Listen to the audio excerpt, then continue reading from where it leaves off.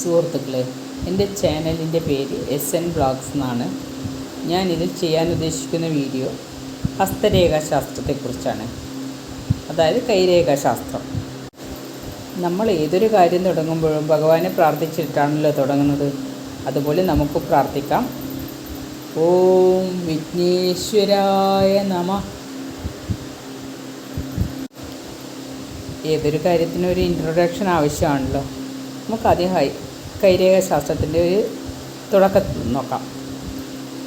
ക്രിസ്തുവിന് 2000 വർഷങ്ങൾക്ക് മുൻപ് ഹിമാലയത്തിൽ താമസിച്ചിരുന്ന മുനിമാരാണ് ഹസ്തരേഖാശാസ്ത്രം കണ്ടെത്തിയത് എന്നാണ് പറയപ്പെടുന്നത്. കൂടാതെ ഇയ്യോബിൻ്റെ പുസ്തകം 37-ാം അധ്യായത്തിൽ 7-ാം പദ്യത്തിൽ ഹസ്തരേഖാശാസ്ത്രത്തിൻ്റെ പ്രാധാന്യത്തെക്കുറിച്ചും പറയുന്നുണ്ട്. ഹസ്തരേഖാശാസ്ത്രം എന്ന് വെച്ചാൽ ഉള്ളംകൈകളിലെ വരകൾ നോക്കി മാത്രം പറയുന്ന ഒന്നാണെന്നാണ് സാധാരണ പൊതുജനങ്ങളുടെ ഇടയിൽ ഒരു വിശ്വാസം. പക്ഷെ അങ്ങനെയല്ല. കൈകളുടെ വിരലുകൾ, നഖങ്ങൾ, കൈകളുടെ ആകൃതി ഇവയെല്ലാം നോക്കിയിട്ടാണ് പറയുന്നത്. ഓരോന്നിനും ഓരോരോ രീതികളുണ്ട്. അങ്ങനെയാണ് ഹസ്തരേഖാശാസ്ത്രത്തെക്കുറിച്ച് ഓരോ ഭാഗത്തിനും പ്രത്യേക പഠനങ്ങളാണ്. മനുഷ്യജീവിതത്തിൽ കൈരേഖാശാസ്ത്രത്തിന് ഒരു നിർണായക സ്ഥാനം തന്നെയാണ് ഉള്ളത്. ഹസ്തരേഖാശാസ്ത്രത്തിൽ എനിക്ക് ലഭിച്ച അറിവുകൾ വളരെ ലളിതമായ രീതിയിൽ മനസ്സിലാകുന്ന ഭാഷയിൽ നിങ്ങളിൽ എത്തിക്കുക എന്നതാണ് ഞാൻ എൻ്റെ ഈ ചാനൽ കൊണ്ട് ഉദ്ദേശിക്കുന്നത്. കൈകളെക്കുറിച്ച് ആദ്യം മനസ്സിലാക്കണം. അതായത് മാപ്പ് ഓഫ് ഹാൻഡ്.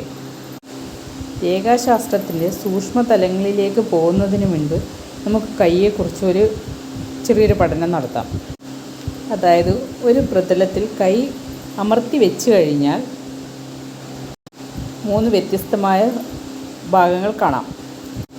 അതിലൊന്നാമത്തത് യഥാർത്ഥ കരം. അതായത് മണിബന്ധം മുതൽ വിരൽ വരെയുള്ളതാണ് അത്.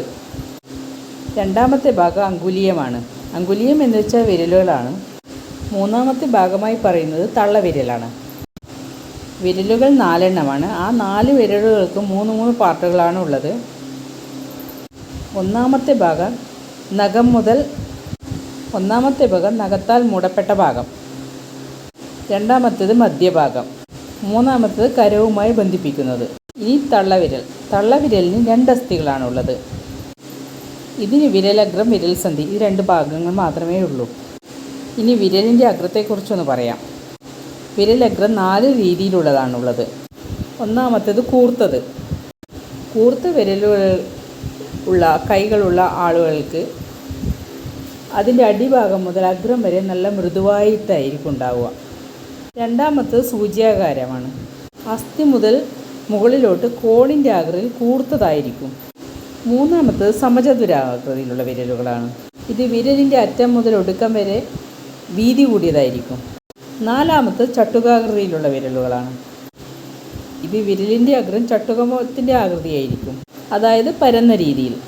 വിരലുകളുടെ നഖത്തിനും അതിൻ്റെ മുകൾ ഭാഗത്തുള്ള രോമങ്ങൾക്കും ഒരു നിർണായക സ്ഥാനം തന്നെയുണ്ട് ഹസ്തരേഖാശാസ്ത്രത്തിൽ.